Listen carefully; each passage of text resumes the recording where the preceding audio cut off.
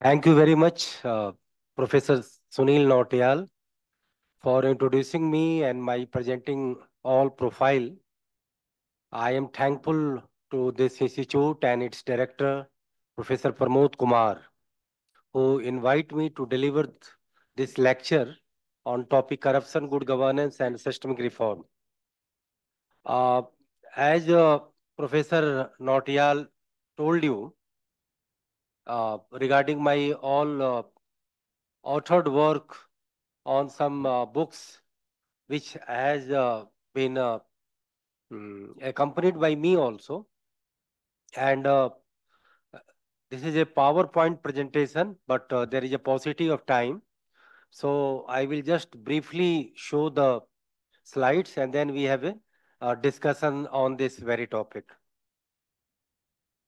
So since there is a three part of this discussion: corruption, good governance, and systemic reform.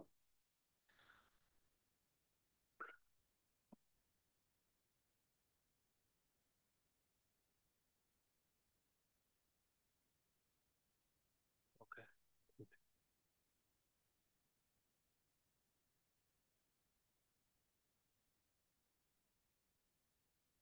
Okay. So as I told that corruption, good governance, and systemic reforms are having supplementary effect over each of them. And if there is a corruption, it means good governance is not there. And if good governance is there, then corruption will be not there. Same way, if there is no systemic reform, then we don't have a good governance, and we don't have uh, uh, absence, a corruption-free system. So all three are needed and they complement each other. If we have a corruption-free state and corruption-free system, then we must have a robust kind of good governance regime, and we always need a continuous systemic reform so that we can overhaul the system and try to furnish totally hassle-free uh, uh, system and all kind of system. So as I told, without checking corruption, we can't bring good governance and vice versa. Without bringing change in our system, we cannot change corruption and bring good governance regime. Talking about corruption, I would like to say we can't blame only some particular person as a corrupt. I would like to say that we all are part of this saga of corruption, and we, in a way, we all are sufferer of this occurrence also. Because as a person, we have own interest and we commit corruption and other people are sufferer. But when other people commit corruption, we are also become sufferer of that. If a contractor makes a very, it's a very ill-prepared road, he has to also suffer while riding his bike, motorcycle, or motor car on that road. So we talk about corruption, then we all are committer and sufferer both in regards to corruption. Very initially, I would like to tell you the 8-point formula to check corruption. And the foremost point is we have a clear-cut, simple, pinpointed anti-corruption laws, first. Second, a complete policy-driven system. Third, having a robust kind of institution building. Fourth, massive induction of required technology in the system. Technology has a greater role in combating all kind of corruption. When you see last 25 or 30 years of the performance of various systems, you will find technology brought a sea change in the functioning of the system and making them corruption free and all kind of discretion free. The fifth is creating a fantastic work environment and total quality management in all public offices. Six is the public awareness. It's a very necessary thing. If public is aware, that can check each and every wrongdoings and all kind of malgovernance. If public is not uh, aware, public is silent, people become reckless and they don't try to ameliorate themselves. Next is the hard punishment for the enforcement agencies. If they found indulge in blackmailing, you never find such kind of idea in other literature, where I say that the enforcement agency, if they found indulge in any blackmailing or corruption activity, they must be punished in more severe manner. A spread of an ethical revolution in the country. This is also a point because the moral is the foremost thing for which Sunil Nautiyal was talking about. One scholar was had delivered a lecture when he highlighted this factor of ethics in governance and politics. So this is a very required and very necessary factor when we talk about to combat or eradicate corruption. And talking about all kind of reform, let's start from the political parties because I have prepared all my slides because though I have a exhaustive work in terms of writing books, the 3-volume books on corruption, but my PPT presentation is totally in a presented in a point manner so that people can easily absorb what things to be done for combating corruption. So talking about political parties, I have told that to stop selling of tickets and its distribution on the basis of nepotism and flattering, which is a very general thing in any political party. Nothing need to elaborate further. Bringing all parties under RTI cover. You all may be knowing that right to information was one of the major tool when we talk about corruption, and this came through a mass movement in 1990 decade led by Aruna Roy, and RTI became the act of the government of India. And after that, we have a breaking of so many corruption and scams in the public domain. It was attributed to Right to Information Act. So I have suggested that political parties must also bring under the RTI cover, which are not right now, because all political parties united and they opposed this RTI cover, and they kept themselves from the RTI ruling, saying that this is not a public organization. I think political party are the foremost public organization in any democracy because we opt candidate or we vote candidate on the basis of political parties only, and political parties who have become the one of the major stakeholder of any democracy. They suggest election commission, they suggest parliament, they suggest all other electoral body what kind of reform must be brought in the smooth functioning of democracy, and making it free from all evils and devils. The next point is promoting quality leadership. This is also very foremost thing. And a screening candidate on the basis of efficiency, honesty, dedication, and mass sensitivity towards public. To start a good governance cell by all political party, which practically is not found present in any offices of any political party. You will only find that there is a survey of all caste-based voter, all populist kind of thing like that. This is the Transparency International Rating Agency, which tells that India has a ranking of uh, perhaps the 94, 36 score, and ranking is perhaps 94. And it has, rather, it has gone down in terms of ranking. I have suggested that we talk about the corruption of political parties, political party candidate. They bribe the voters, but I have told that the corrupt voter who take any kind of bribe money from the candidate, they must be also punished and they must be barred from casting their vote. This is also necessary. Otherwise, you do not have a very fundamental reform. We have a 4 mass movement on corruption after independence. First was the Gujarat Navnirmana movement, followed by 1974 Bihar movement led by Jayaprakash. Second was the Bofors Commission. It was also one of the major political movement against the issue of corruption in 1980 decade. Third was the RTI movement by Aruna Roy and other. And fourth was the Lokpal and anti-black money movement by Anna Hazare and Swami Ramdev. Now, the next point is I have suggested equal level playing field for all 3 tier of governance. What I say, the all public representative belong to first tier, second tier and third tier. There is anomalies. And that anomalies what I found that is in the third tier of governance in Panchayati Raj institution, there is no provision of proper salary and other facility for the third tier representative. It is necessary, otherwise we can't have a level playing field while talking about ameliorating corruption. And second is, the first tier and second tier representative, they do not enjoy the executive power as much as what the third tier representative are enjoying. That is also necessary. Most of the district administration is controlled by district collector, and down the order, the Tehsil office or in the block office, that is being controlled by BDO, CO and a Tehsildar. There is no direct role of MLAs and MP in terms of executive governance. Finally, we must go through following reform agendas.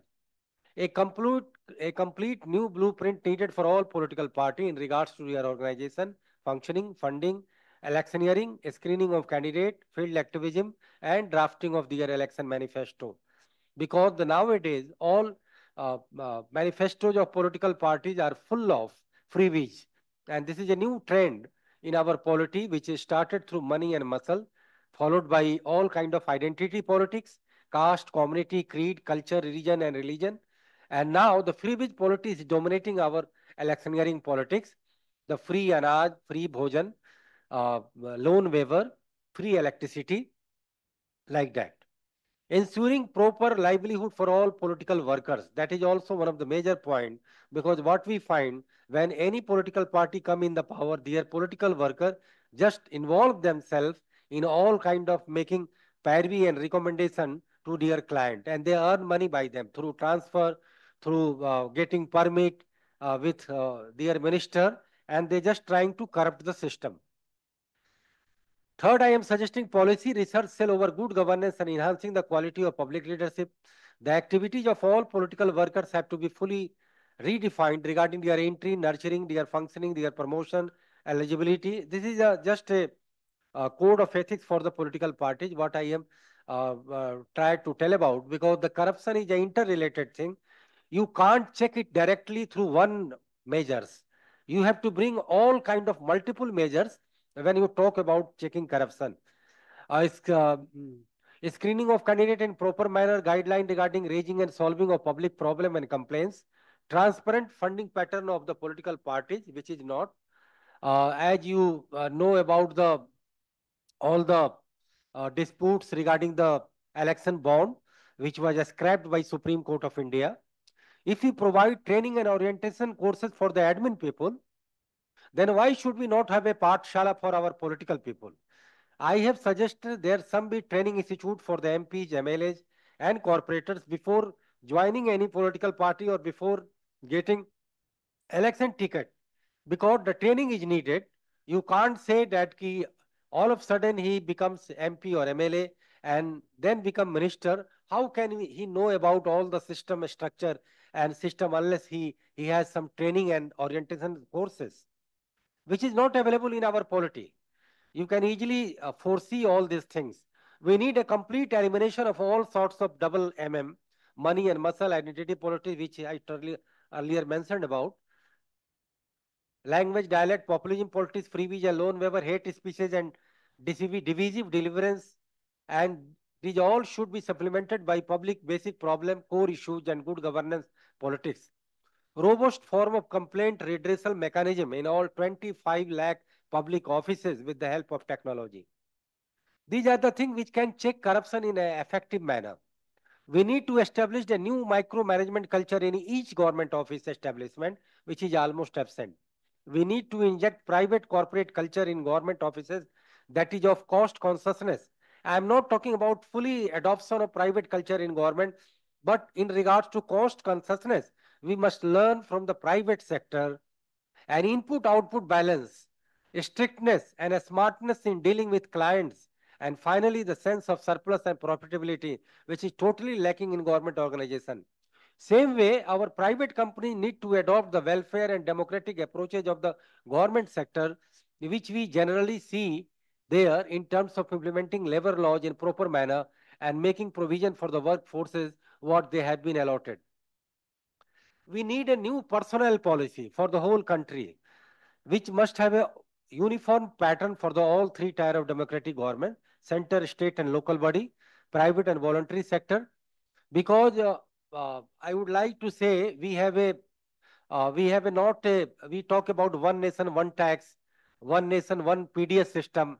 Why don't we talk about one nation, one personal policy, labor policy, education policy, health policy, and also social security policy? We have a one nation, one pension, one nation, one wage, depending upon the capability and the hard work of the person. I am not recommending that there should be uniform wage for the all section of wage earners or employee. For this, it would be good to start two shift of working hour in all government establishment, which will repel the traffic problem in both morning and evening time, as well as it creates a new work culture. If country goes for a new work culture in offices, then it is also necessary to dismantle all holidays, barring 3 national holidays, along with major festival of all religions: Deepavali, Dasara, Holi, Eid, Budh Purnima, Guru Nanak Jayanti, Mahavir Jayanti. Indian government offices have become synonymous to delay and lazy movement of both rank and files. I feel there must be a fixed time period of every file, the way we have started mentioning the completion period of any construction project. Same way, there must be fixed time period for all file movement in any offices, which is one of the major reason of corruption. All government expenditure must have a outcome audit also. If the organization is commercial one and it works for the profitability, then there should be its economic audit. And if expenditure goes to the welfare area, then it must have a social audit also. For making the government office free from corruption and non-work environment, I fully endorse contractual job policy provided with good support of working condition. If you have a pakka naukri, we will never like to work hard in your rest of service life. That's why I have suggested for this, but there must be level playing field between private sector and public sector. I know in Niti Aayog, all contractual job earners are getting more salary than the permanent ones, but service condition is being applied there, and that must be done in the all other government department also. And then government will come up to fulfill all the vacant post, which is not being fulfilled because the pakka naukri concept never allow government to fill all the job vacancy. We agree with this notion that our offices and organizations must have disciplined environment, but that do not mean we kept continuing the culture of flattery and boss is always right concept in our office. This is my personal opinion. No way is it in the larger interest of productivity and accountability. Same way I have opposed the present transfer policy also. It brings hardship and hurdles in the smooth functioning of the public work. Rather, it teaches the people who are being transferred. They totally become unsettled and not so much concentrated towards their work. Public servant must be characterized by its literal meaning, that it is to serve people with high degree of urgency and sensibility. In practice, what we see, public servant behave either as a master or as a mercy man. Nothing wrong in adopting corporate culture in public office, under which relationship between bureaucrat and public can be framed on the basis of manager and client.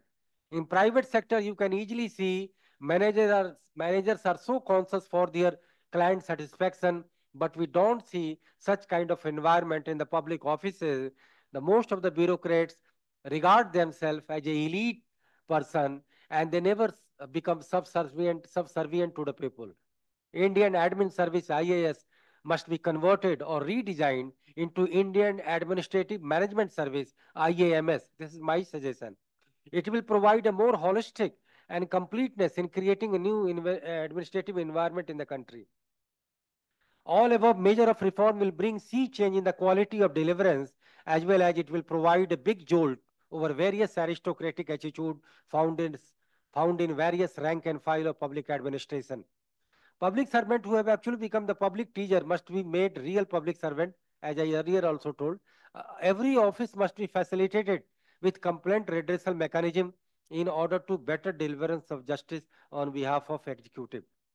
Right to public service. You may be knowing this is also another act which is regarded as anti-corruption measure. After right to information, it was brought, and I think this is a very upright scheme, and it allows people to get the service from the public authority in a stipulated time frame, which was earlier not available because of absence of this law. A right to public service must have a more public orientation, and all grey areas of governance must be looked into that context. Reward and punishment approach must be applied in a big way all over the public administration. Each and every scheme must have its 1% fund for the various incentive to its executors. I think it's a very practical move, which I can say this is a legal corruption, but it will save the 99% of the fund. Rather, in a legal terms, you never allow even a 1% fund of commission, but you easily lost more than 90% fund of that scheme because of the prevailing corruption. All employees must have orientation courses for being subservient, honest, and good intentional approach for the public. Speedify the police reform. It is one of the major area of admin reform, applying hiring and firing approach, but on the basis of some mentioned parameters, not in a wayward manner. Target-oriented trapping of corrupt element. There must be target. This year, we will check or catch around 1,000 corrupt persons, or the 10,000 person, or 1 lakh person. This must be done in a targeted manner. All department must have a white paper which can tell about on which count they have in inbuilt corruption in their organization and how will they check it. All anti-corruption agency must have a performance audit regarding how far they recover the bribery assets and what is the cost of their recovery operation. We never found such kind of data by any government offices. CAG, which is one of the most important anti-misappropriation agency, it should be given penalizing rights, and all its audit reports must have a serious follow-ups in order to check all old wrongdoings in concerned area or scheme. The corruption cases taken by CBI or mandated by any government is just being done in a selective manner. You may be knowing this. Government takes the any corruption cases in a very discretionary manner, in a selective manner. This is not good. All corruption cases must be reported out. I will give you one example, otherwise I will be forgotten about this. In China, since 2015, under the rule of the present Chinese president, Xi Jinping, 12 lakh people have been penalized for their corruption acts. 12 lakh people have been penalized. But in India, you can even don't say, you can't say about even 1200 people, corrupt people, which could report all occurrence of corruption in the country. CVC, Central Vigilance Commission, has been made just like an eye-washing agency. It needs to be more empowered. It can only recommend. It cannot penalize or cannot charge sheet any corrupt person. It has to be done by CBI, or recently it is being done by ED. All anti-economic offense organizations like ED, CEIB, anti-bank fraud wing are being used in selective manner in the country. That should be checked and must be standardized on broader term. All these agencies must be given target to apprehend corrupt person in lakhs, not in few hundred or thousand, which I earlier talked about, so that no any corruption committer left without caught. These agencies catch the cases nearly in few thousand. It's just a minuscule against such a gigantic size of corrupt people and corruption scandal in the country. It also reflects the attitude of government that by using this agency, they are more interested in harassing their political rivals and not flattering public officials, and thus they are the least concerned with the actual committers of corruption. If any anti-graft agency is found to be involved in blackmailing, that has already been mentioned, all judicial trial going over corruption must have also clearance time, just like time of file, which I talked about. All corruption cases must have a clearance time also, minimum stipulated time from 1 day to maximum 30 days, not more than this. The performance of anti-graft agency in a state is a pathetic one. I am talking about the state anti-corruption agency. They are not doing in that efficiently what the central agencies are doing. The Anti-Corruption Bureau, CID, and state Lokayuktas are just taking a few cases of corruption. This kind of thing gives us impression that a one who is going through bad days and unfavorable zodiac sign, they are only being caught, otherwise everything is being managed over corruption. In state government's administrative machinery, the lowest sitting public official in a village that is formed with a trio of Amin, Patwari and circle officer. It has a different name in a different state. They are the officer related with the land administration. That is, they sits at the lower level. In circle offices and the VLW, village level worker, it's a government post. Village head, yani Gram Pradhan, it's a elected head of village. And BDO, block development officer, they also forms a trio of corruption, a trio of corruption at the lower level. Supposed to be the most institutionalized center of corruption at the lower level of state administration. Same way, in the police department, corruption starts from the Thana level. There is a need of making provision of gallows for bribery, which is not right now present. We have only 5, 6, or 7 or 8 year just imprisonment time.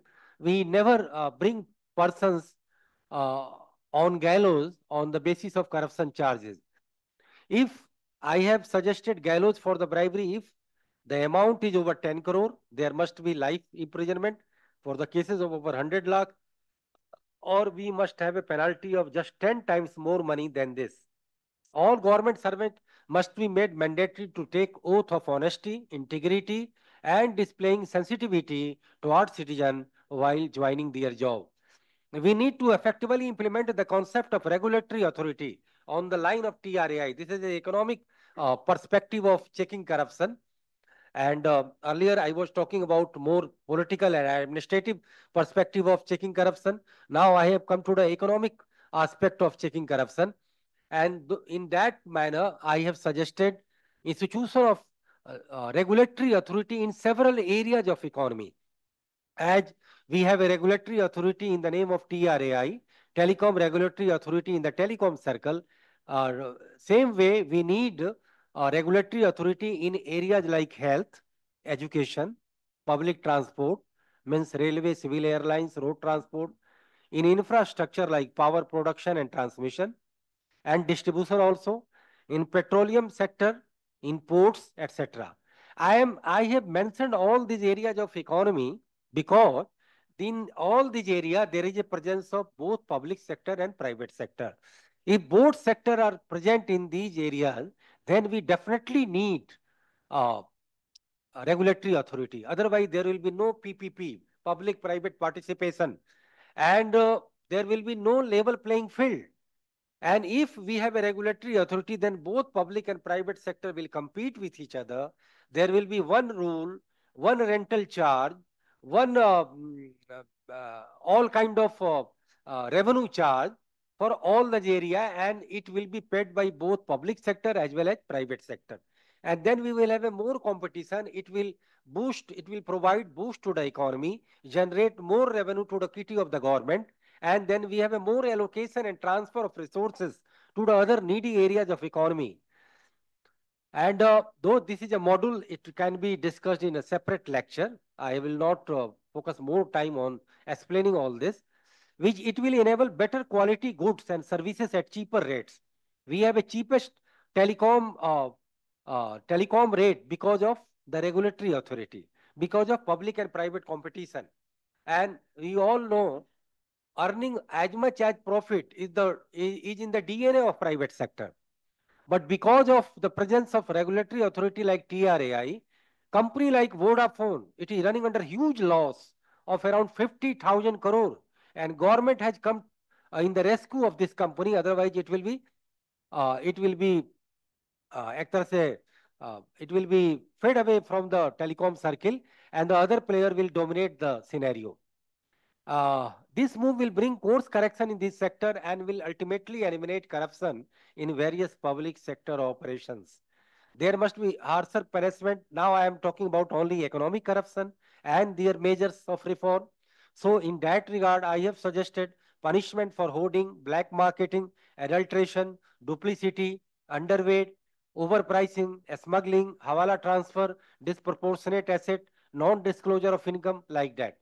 There must be complete ban for all Ponzi scheme to check NBFC companies. We have several kind of corruption uh, uh, just germinated through such kind of thing, particularly those who do not have a full accreditation to run financial business. No lending must be allowed without having some valued security. We have a huge NPA. We have a huge NPA problem. it happens because of there is no proper norms for taking security from the lenders, from the debtors by the lenders. Abolish all kind of subsidies and allow granting of any concession through fiscal incentive and capital subsidy only. It is a more economically healthy measure to run the economy and check the corruption. There is a need of making provision of gallows. It already done. A stop pay commission. Though many people may be not happy to hear this suggestion, but there is a point behind this. A stop pay commission and allow productivity and performance linked wage increment only. In order to this, if some officials are found doing partiality, there should be severe punishment for them. A stop corruption read and food security program. Earlier we were talking about with Sunil Nautiyal ji. This it creates so many problems, and it in places of this try to raise the purchasing power of all poor people through availing their comprehensive wage and pension hike and assistance through various social human support. Food, grocery and wages market must be operated on the basis of minimum and maximum price model.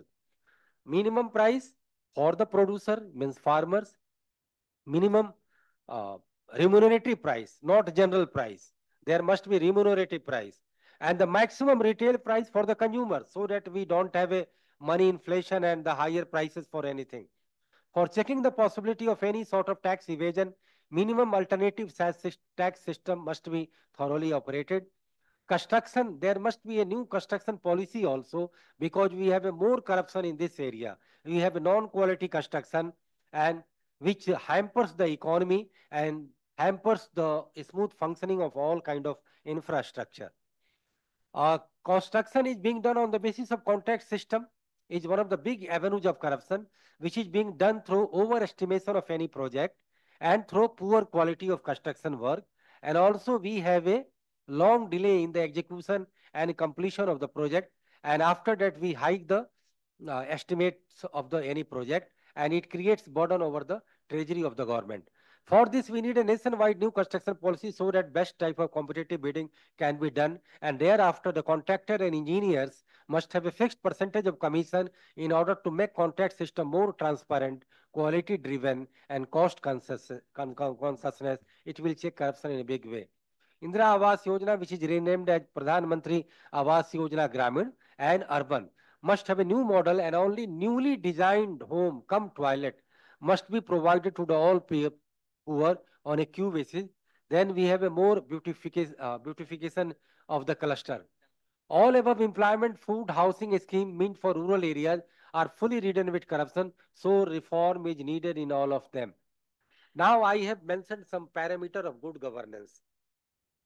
How many leakages government is able to detect, how much better delivery mechanism a government have, how much austerity drive government is applying in the governance. These all are economic measure. You can easily understand if you are a student or the teacher of economics, how much performance and work audit of government employees are being done, how much resource transfer is being made through technology, how much cost conscious a government is, on what cost a quality public construction is rendered upon by government, how much revenue a government is able to generate without burdening the public much, how much efficient use of public asset is being done, how much wastage and misuse are being checked by the government, how much benefit being accrued to the targeted people, how many culprits of corruption are being caught. Agenda or fundamental change, which is mentioned in my book also, for the new change. Our system should have orientation of neither communism, nor capitalism, nor socialism. It must have a only reformism. I always advocate a continuous and consistent and time-to-time reform, overhauling of the system. There should be no hypocrisy, rather transparency in our all public discourse. There should not be a set of cliches or rhetoric. Rather, we must have a real life issue in our all public discourses. We should not have the atmosphere of mere sloganeering. Rather, there should be ideology-based change in every sphere of public life. We should not misleading anyone. There should be no status quoism also. We always must go for good governance, good politics. Good governance cannot be done if you do not have good politics, because you know that politics and economics on most of the occasions they contradict each other. There must be balance. There must be reconciliation between good politics and good economics. And also it must be supported by good society and imbibing good culture. We must have no place for identity politics. Rather, it should be oriented with good governance only. There is no need of agitation to make your career in politics. Rather, we need to nurture the school of public leadership. I always advocate there must be a school for creating public leadership also. There is one or two institute in India. They have started the school of governance studies also, and they are giving imparting training to the new political career aspirants. There should be no allegation and counter allegation on the issues of corruption. Rather, we need to attack the root cause of corruption. There must be no appeasement. Rather, it should be true and principled secularism. We advocate secularism, but it must be true and principled, not based on the appeasement. There should be no populism, rather it must be net gain to the people. You can easily understand what does it mean. We should not allow tax evasion, we should rather go for tax reform. We do not need to provide subsidy, rather we need to provide support. You must have no place for identity politics. There is no need of agitation. There should be no allegation and counter allegation. It has been already been made. Perhaps it is being repeated. There should be no populism. We don't need criminal jurisprudence system on corruption. Rather, we need to create environment where no corruption can even germinate. This is a more better option. We do not need to provide subsidy, rather we need to provide support. We don't need reservation, rather we need mass empowerment program in the country. It is not about making agriculture weak, rather making it profitable. We don't need revolving around constitution, rather amending it as per the time, situation and requirement of the country. It is not about adopting the formality of democracy. We rather need restructuring and redefining of all the four pillars and the three-tier democratic governance of the country. Three-tier means center, state and local body. And four pillar of democracy means executive, legislature, judiciary, and also media, which is not constitutionally valid. It is not mentioned in the constitution. It is only said traditionally. It is not about the executive's perceived superiority in a democracy, which is practically we find. Rather, we must enabling the legislature at above all the pillars of democracy. Last but not the least, media should be given the constitutional status so that it can act truly as the fourth state check and balance pillar of democracy. Now, this is the picture of my books, A Crusade Against Corruption. It has two volumes, volume 1 and volume 2. This is a Hindi version, Bhrashtachar ke Virudh Ek Mahayuddh. And this is the remedial book of corruption. Earlier was the diagnosis of corruption. This is a remedial. It's a this book has a sixth section, nationality and ethnicity of the country and what reform we need. Then we have a polity of the country, what reform we need. Then we have a economy of the country, what reform we need. Then it is the administration, public administration of the country, what reform we need. And then it is the society of the country, what reform we need. And the last section is the glory of republic, all kind of major policies, reform, uh, bigger personality, the bigger program, bigger mission we have achieved in the post-independence period that is mentioned in the last chapter of this book. So now with this note, I just end my presentation. Jai Hind. Thank you very much. Excellent presentation and very thought-provoking ideas you have given or during your lecture, Sri Manohar Manoj. And congratulations on delivering this lecture at the Institute for Social and Economic Change. And we admire your passion towards academics and also the way you are working to bring the thought process from all across the discipline, whether it's politics, whether it's education, it's academics, research, media, whatnot. So we truly appreciate your efforts. I think these collective actions and collective thought process, if we try to inculcate in our day-to-day functioning, I believe that this has the potential to solve many of the contemporary problems, which is ultimately impacting the development of our nation. So having said this, once again, I congratulate you and thank you so very much for visiting our institute. This is your maiden visit, I believe. Yeah. And I hope that you will keep visiting our institution, and we will also explore the opportunities that how institute could, or our scholars could collaborate with you on some of the areas which we feel are commonly giving a kind of interest to all the parties. Parties means not political, parties means from the side of our scholars and from your group of people or scholars working with you. So thank you once again, and now the floor is open for discussion. We have scholars attending this seminar online and two young dynamic faculty members uh, uh, are sitting here. They are our commanders in their own respective field. An institute is looking towards them with a great hope that they are here in this institute to carry forward the laurels further to higher heights for which this institute is known for doing the work in social and economic transformation all across India, and definitely in collaboration with other scholars from various parts of the globe. So thank you, and now the floor is open for discussion.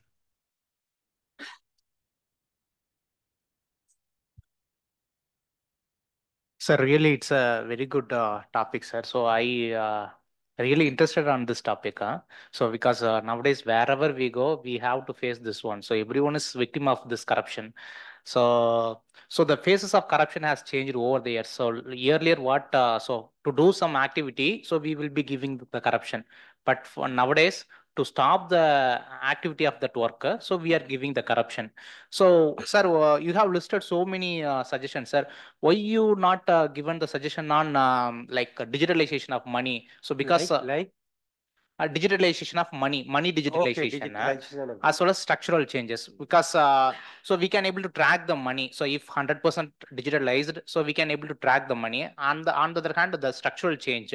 So for example, for the political parties, they are spending a lot of money for canvassing.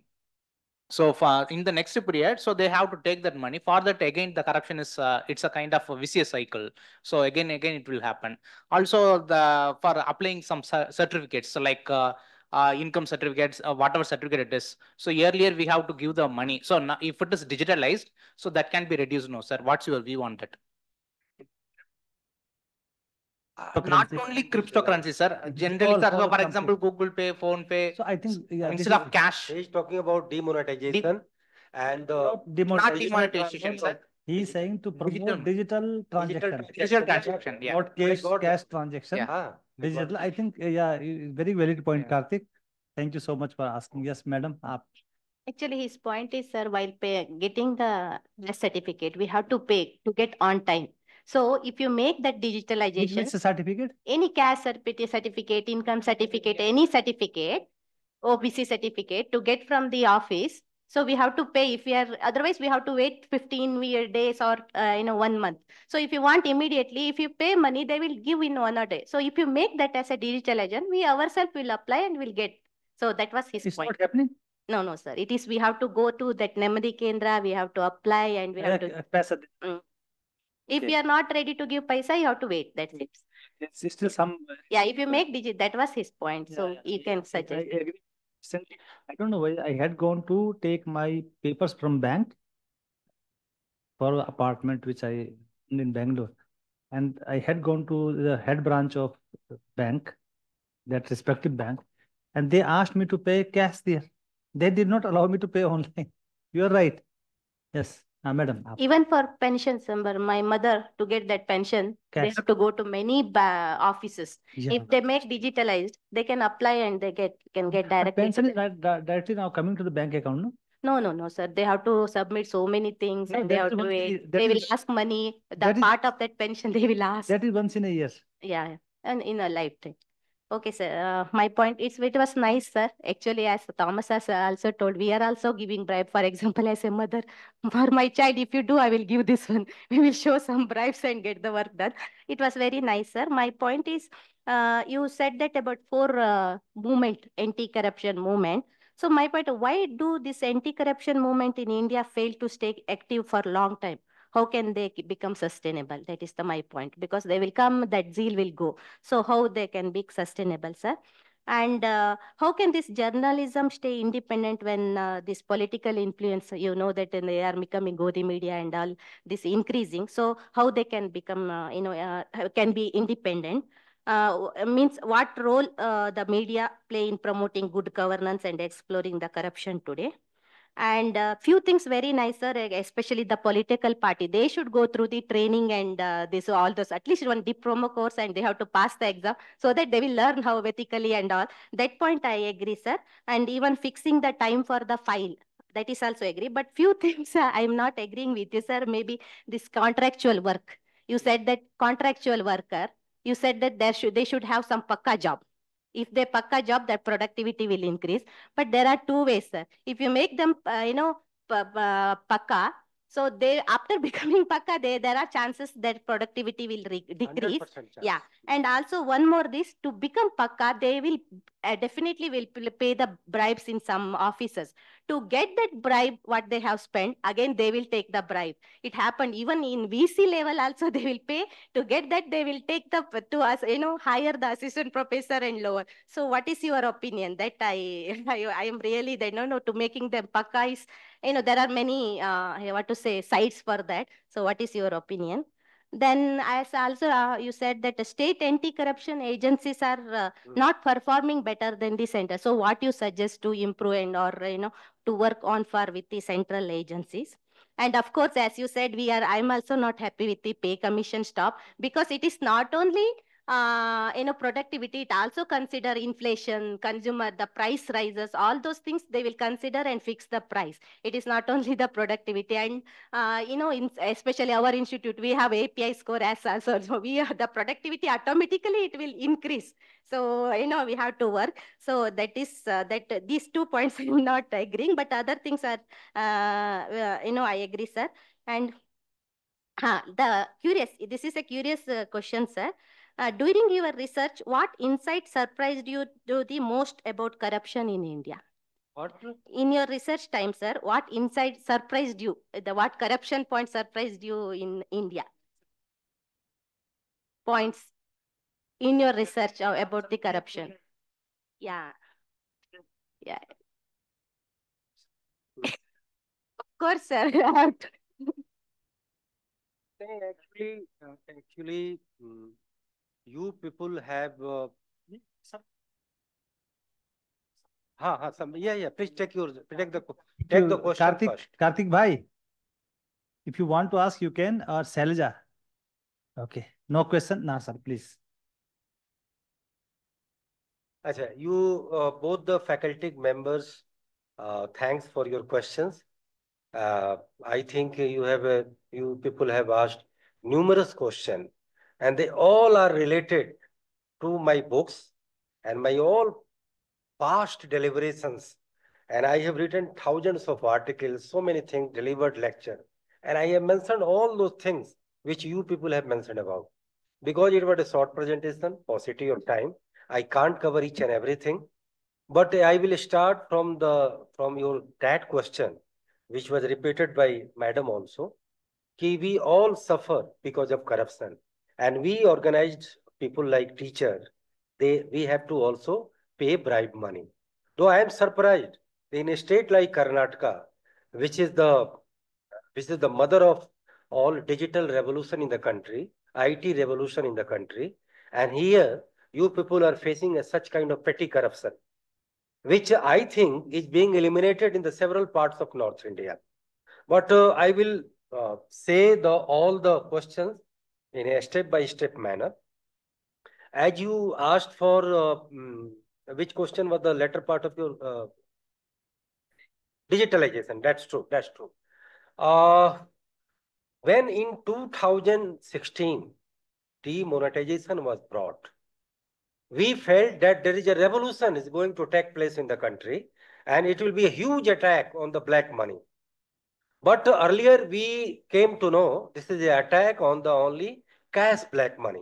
The black money kept in cash form. That is the only 6% of the total black money. And we have a 45 days, very hard days for the people of India. There was a long queue in front of banks, and people were facing the shortage of the hand currency. and all these things that has become the matter of past. It affected our economy also in a big way. We have a 2 lakh or 3 lakh crore loss of GDP in the upcoming years.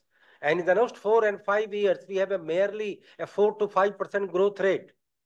And this demonetization followed by the, uh, the quick implementation of the GST regime, and also followed by uh, lockdown during the COVID period. These all three just created a havoc to the Indian economy. And 2017 onwards, until the coming of 2021, we have either 5% growth rate or we have a minus 10% growth rate in year 2020-21. 21 onwards, we have a 6% plus growth rate or 7% plus growth rate. But only one thing that was the most beneficial aspect of demonetization, that is the digital transaction, promotion of digital transaction. It brought a revolution in itself. We have several revolutions takes place like bank nationalization, IT revolution, telecom revolution, and polio eradication. The same way we have a digital transaction, it became part and parcel of our social life. And the UPI revolution, I think more than 20 to 20 lakh crore rupees is being transacted on this UPI route or through digital transaction. It is a major way of checking corruption, no doubt about that. There is no any second thought on that. Also, this has galvanized the process of DBT, direct benefit transfer, to the several beneficiary, crores of beneficiary of the people. And in a one estimate, government transferred around 30 lakh crore on the basis of DBT mode.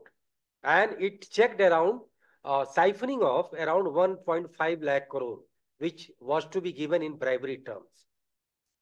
Now I come to the bribery petty thing. The most of the thing is called electronic governance, and government is adopting this method for the last 10 or 15 years. We have e-governance separate department, like we have an institution like NIC, National Informatics Center, which try to make orientation of electronic governance in the several department. We have a online mode of applying, searching, downloading, preferring, etc., etc.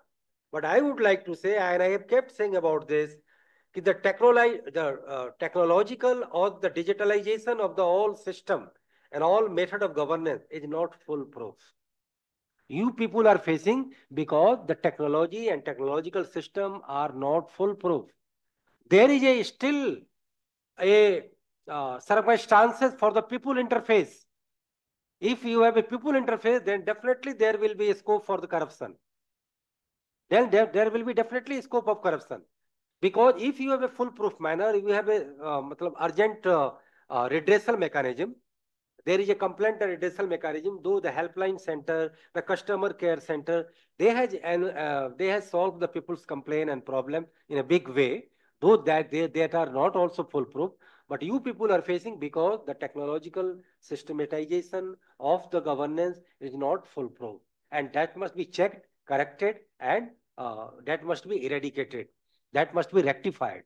And compliant must be made in a very, in an immediate manner. That must be in a very urgent manner. That must be done in a very urgent manner.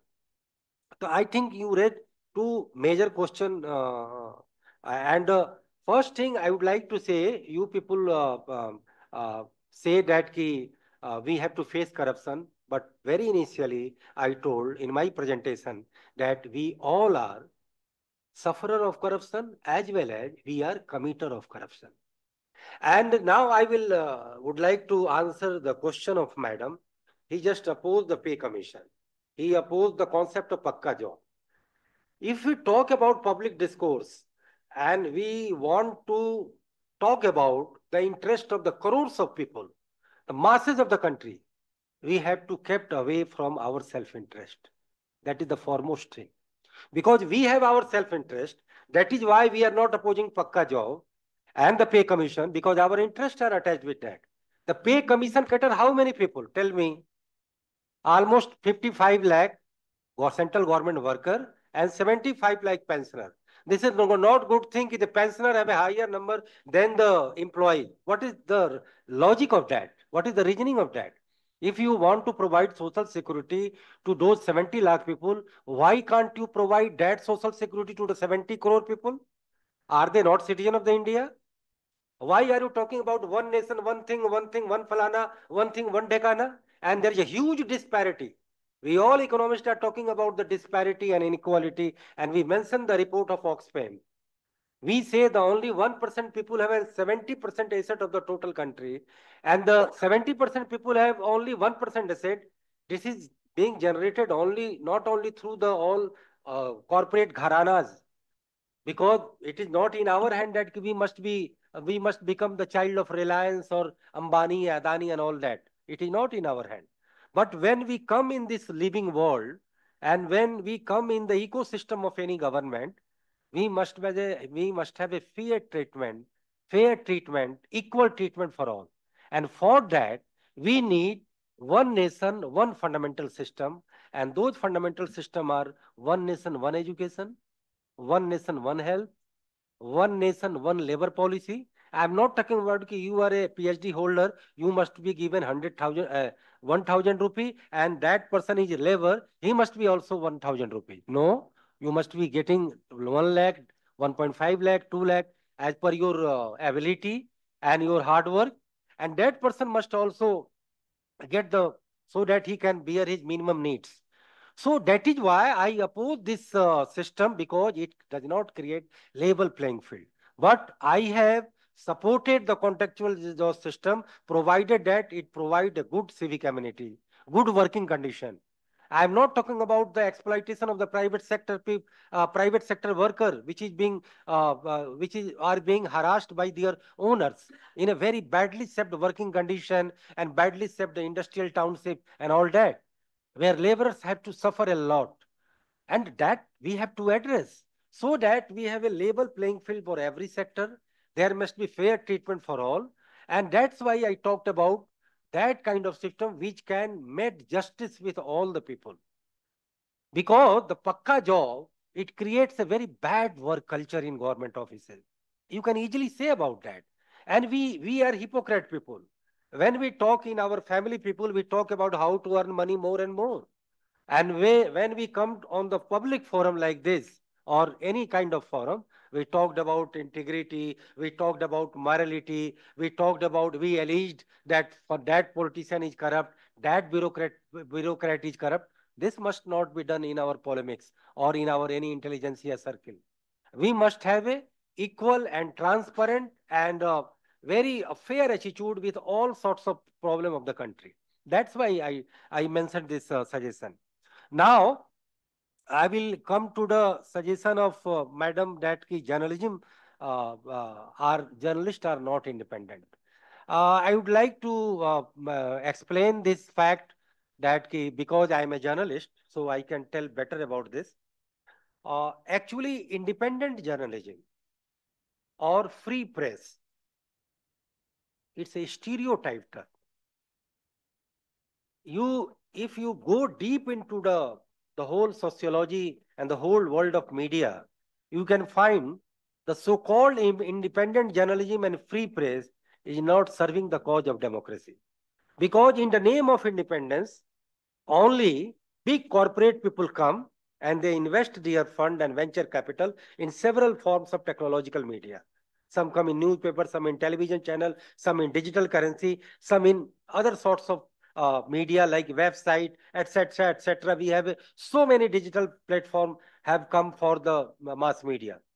So only the freedom of press or independent media, it allows the corporate people to come and invest and just create a cloud in the political circle and in the whole government circle. That's it. If you talk about true journalism, which can become a opinion maker, a sound opinion maker in the society, a harbinger of democracy, who can tell all kind of thing against all sorts of exploitation, injustice, corruption, malgovernance, all kind of tyranny, all kind of wrongdoings, all kind of leakages, all kind of systemic imbalances. You need constitutional status for media, same way what the legislature, executive and judiciary have gotten. Many people say, even the most of the media people say, what will become after making media as a constitutional pillar or constitutional status? There will be definitely outcome after making media as a constitutional organ. It will make them responsible. It will make them. It will provide armory to them, because you say independent media for what? For saying anything which I want.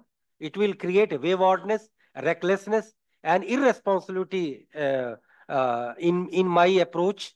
I will otherwise you see in media most of uh, the you can say concocted news are coming. Most of the digital media news, you can't trust on them. You have to go newspaper only because they are thus misutilizing the power of freedom. So it doesn't mean the independent media will provide all good thing to the constitution and for the sake of masses. We need constitutional status same like judiciary, so that we have some clout, we some have a glory, we must have some pride, so that I can check the executive, I can check the legislature, and I can check the judiciary also. Because democracy means what? It is based on 5 principles: rule of law, electioneering at every 5 years, check and balance, separation of power, and freedom of press. These are 5, 6 principles of democracy, under which this democracy operates. So when you talk about media, when you say it as a 4th pillar, why don't you give it a constitutional status? It will bring outcome in a both manner. It will make them responsible, accountable, and also self-sustainable. They can depend upon their food.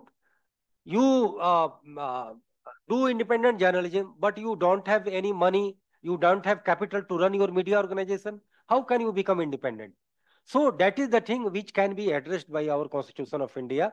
Otherwise, our democracy will not prevail in that manner which we require under the ambit of media. Though in most of the democracies of the world, mass media have not been made constitutional, but there is a strong tradition. Same way in our country, India, we have also a very good tradition of mass media, very from the freedom struggle. And that tradition was being still continuing. But that tradition is being broken with the clout of government, because government always favor their favorable news and analysis, and for that they support them with their advertisement and all kind of contribution. Yes. Because we don't have any advertisement policy, we don't have media policy, we don't have a constitutional status, so media is not playing that kind of role which we require in the democracy, and it is also foremost needed for checking all sorts of corruption, all sorts of evils and devils in our society. Thank you. Thank you, sir. So I think you have addressed all the questions. What is the statement on the media? What you have just given your thoughts on. Can you kindly send me, sir, a few lines through WhatsApp, just for my own reference? I will forget many of the very interesting insights you have given. And generally people, because we don't belong to that group of intellectuals, they have different training and they have their own challenges and responsibilities, hurdles, so on and so forth. So we don't know what kind of problems do they face and all. So if you could kindly send me a small text on this, it will be helpful for us also to understand that what are the, briefly, I can say there is no permanency in media job. Anytime you can be hired or anytime you can be fired. You don't have an economic sustainability. If you run your own media organization, any magazine or any digital platform, you can't meet your inputs and cost. How can you sustain? How can you survive? Unless you have some constitutional integrity, you don't have even pride and respect left for the media people, what we earlier have. So it has been purchased by powerful people like political parties and corporate houses, and they're utilizing media as their mouthpiece organ. It has not been a public opinion maker and a sound public opinion creator. Either we have a over support of government, or we have a either over oppose of government. Yeah. So that the media has been totally demarcated. On one side, there are supporters only, and another side, there is only opposers. There is no between the line concept. Neutrality is lacking. There is neutrality is totally lacking, which is required. What judiciary have been provided by the Constitution of India. That judiciary also not neutral, sir. That is true. That is true. But on the written context, on the written manner, they have been everybody know how judiciary functions. In practice, they are also very biased. Yes. And they are very arrogant. Yes. They have become very egoist. They are even police department. God. You see, sir, they are treating themselves as God. Police is there for our protection. But believe me, no one wants to interact with police department. Exactly. If circumstances arise, no one wants to approach. They will definitely try to settle the things over there on the spot. But both the parties, or there are many parties, no one would like to go to the police. So basically corruption is so deep rooted. The point is, with your permission of chair, yes. One thing I would like to mention, which is very much needed, though we have only few people, but we are discussing the several aspects of corruption. Yes. Talking about the structural corruption, I would like to mention there are 9 chapters in my book, and by mentioning all the chapters, you can easily understand how holistic, how comprehensive, and how encyclopedic corruption has been treated in my books, in both volumes. Very good. First, one more thing. First, what we'll do, sir, you kindly send one email to the director requesting him to procure these books for our library. Right. So we will definitely do that. And then the books will be in our library. Our scholars can also read. And yes, corruption is so deep rooted. The point here is that before I complete and then we close this session, how to uproot the corruption. It's really very challenging. Even what you have rightly pointed out, even at home, it starts from home. Okay, I'll do, please bring me a cup of water. I'll give you a chocolate. Turn off the TV. Can you do? No, I'll give you. Even at the lowest level, in economic status, I'm talking, all are otherwise equal. A field plower, when he comes to plow the field of a farmer, he takes money. Okay, 1 acre he will take. Now machine yug is there, machines are coming out. But in villages in Uttarakhand, I'm talking from the examples what I took from Uttarakhand is that even a person is asked to plow his field. He comes his 2 bulls and he gets money 500 rupees or now higher, but let's say 2000 rupees for 8 hours. He will not plow the field unless he gets pawa. Pawa, you know, this drink, pawar adda. When we give him, and whose field we may say, oh, he's a poor farmer, a poor person, he plow the field. But whose field he's plowing? He's also very poor. He's very small piece of land. So even in that, kind of situation where both the parties are really struggling to survive and to fulfill their basic requirement, they are also promoting corruption. He needs power. Then otherwise, and if he doesn't, or the farmer doesn't give this year power to him, next year he will not come to plow his field. So there are so many things that I don't know how to uproot. And if this is also corruption, you have rightly psychology of corruption. You have rightly pointed. One is very certain kind of corruption where we know the corruption is happening. Another corruption which people do every day, but they don't realize. For example, I am getting paid. Whole day I'm sitting in the institute. My salary, let's say 5,000 rupees. Have I contributed up to that point? That, have I replenished that through my work? Through my work. If I have not that in gossiping and criticizing and going back home in the evening in a happy mood, I did a huge corruption. Right. Is not that corruption? किस चीज का पैसा मिला मुझे? किस चीज का पैसा? आज आया मैं कार्तिक के साथ बैठ के हमारा ये फेलिक्स के साथ बैठ के गप मार दिया 4 घंटे. थोड़ी देर अक्षता मिल गई, अक्षता इधर बैठ मेरे साथ 2 मिनट जरा, तो गप मार दी. 6 घंटे बीच चले गए घर. वही करप्शन नहीं, करप्शन है. उस करप्शन मतलब अकाउंटेबिलिटी, आपने सही बोला, what you have rightly point, accountability to be fixed. And I don't know whether a kind of behavioral sociology is to be taught to the Indian society from up to bottom and bottom to up, how this will be done, how people inculcate. Otherwise, everything is written in our scriptures. है ना, कर्मण्येवाधिकारस्ते मां फलेषु कदाचन. उसके बाद भी हम उसको समझ नहीं पाते हैं So I don't know who will teach us. Anyway, but corruption is everywhere. In Japan, Japan is a very corrupt country, but corruption is a very top level. There is degree of difference. There is a difference Here, of degree on. here, everywhere there is a top level. There is Germany difference is of degree on. as in Germany, there is also corruption everywhere, but that is not visible so much because it happens at a very high level where 0.5% people are involved. अच्छा, one thing. But यहाँ तो हर कोई है. हर कोई. I met one JE. I hope this is not being. ये record no रहा है. बंद कर दे recording. ओ भाई बंद कर दे. और वो भी बंद कर दे. Chairman साहब, one thing. हम नो एक ये बंद कर दो. Surprising aspect you asked, na? I am telling this.